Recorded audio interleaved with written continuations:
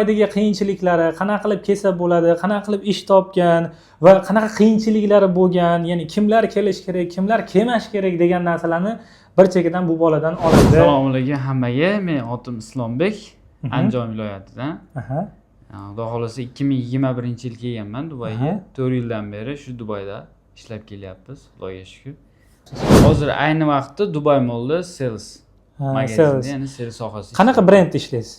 Baldinini Italyan brendi. Italyan brendida ishlaysiz. Ya'ni erkak kishilar oyoq kiyimi, ayollar kostyum-shim, shunga o'xshash narsa. Zo'r.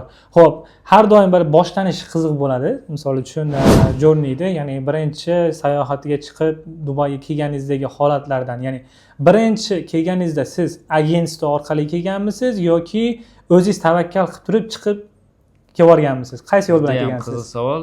To'g'risi men birinchi 2021-yil kelganimda